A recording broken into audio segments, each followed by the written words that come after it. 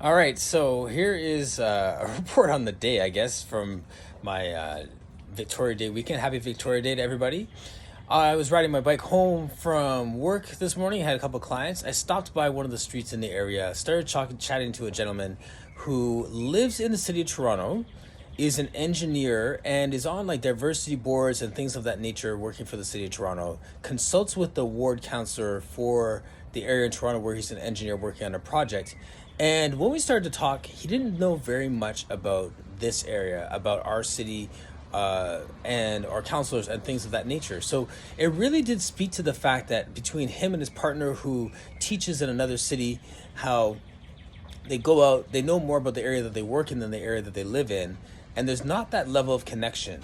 There's a connection with their immediate neighbors to the right and left, but they don't know what's happening on their street, in the community, and all those things. So when I say support, amplify, and connect, that's what I'm talking about. That connect piece is a difference between understanding who's on your street, what's happening in your area, other than a sign on the street, which are helpful, but it'd be great to know the background, the history of something behind it. So we chatted, and he liked the fact that I have a history in this area, having gone to the schools. I have a pulse on what's happened, even when it comes to issues like racism in the schools and that experience. Being who I am, living in this area, and my experiences with my son, and with others that I know of and their stories, it's different thing when you have to get ready, wear a suit, to go to the school, have a conversation to tackle the racism that you're experiencing, and then go back to wearing your workout attire because that's what you do, because you don't want to be perceived as that angry black man walking to the school. It's not true. I don't necessarily have to do that, but sometimes you feel like that's the only way you're going to be heard. So I understand that, and we talked about just that experience in the schools and how we've done our parts to tackle those biases and those prejudices that we experience. And he does it in his work with the city of Toronto, as I do, being part of the Mayor's Black Caucus here, and some of the things that we're doing for the city of Mississauga. So he was really excited to hear that there is someone local, lived here, raised here, served here, that is going for city council and can speak to the issues and connect people and do all those things that help people to, take away their fears about cars being stolen, those thefts. All those things happen when you're greater, when you're connected with your neighbors in a greater way. There's people who have eyes on your house. Someone can't stand up front and scope out your area for a long time and recognize your patterns because your neighbor's coming to check your mail, or someone's coming to make sure your door's locked, or your car's locked, or going in your house to water your plants. There's more visibility because there's more connection and less likelihood of being perceived as a target. Those are the topics with Adrian. So that was a great chat. Then when I went to Buka-Maranga, thank you, Niten, for the correction. Buka-Maranga, I was hanging out with the lady next to me.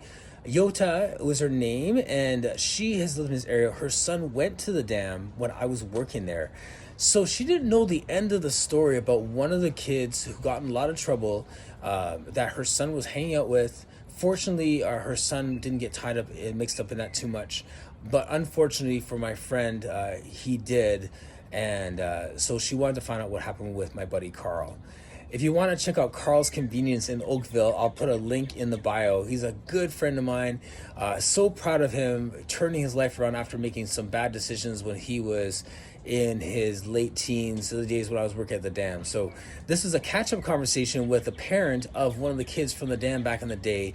Also excited to know that someone who is living in the area, who's been here, has a pulse on this area, is putting their name in the hat for city council. Lots more to do, lots more people to connect with, but those who here recognize that parachuting in doesn't make a difference. Going for this job and then the next job isn't what's going to make a difference. We need civic engagement from people who live in the city. It's one thing to complain, it's another thing to get out there and do it. So I thank you to everyone who has been cheering me on through this process, because the reality is that if all of you weren't telling me, just give me those words of affirmation at points, it might have been easier to bail on this before it got to this point. It's in me. I'm passionate about this area. I totally want it. but I also know that it's a long road, and without all of you, it's in vain. It really is in vain. So thank you to my new friends who are excited to see what's going to be happening, and we spoke about inclusionary housing and zoning, and how we make this area affordable. Like, it's not the same 20 years ago spot where I was buying my house. This is ridiculous, the house prices in this area. How do we get people to move from being renters to owners in this area? So there's some strategies and some things that I'm advocating for, if done right, can really make a difference and change some families' lives in this area. So let's get after that. The last person I want to give a shout out to would be Niten, who has a renovation company, Sierra Renovations. I'll put the link in the bio as well if I can find it. And he, good dude. If you're looking at getting your deck done, he's a Meadowville guy. He's not going to rip you off because he lives close by. You know where he lives. Honest, passionate, and he's doing great work. So he saw that I was doing this on the Nextdoor app, and he decided that he's going to pop in and say hello. So we sat down in Buca Moringa, had a bit of a chat there. I asked some questions about some work, and he's doing good work. So if you can support him, cheer him on, and just be there for our local businesses, much like we were doing in Buca with service-oriented businesses and the like. So cheering for y'all. Thank you so much, and enjoy the rest of your weekend.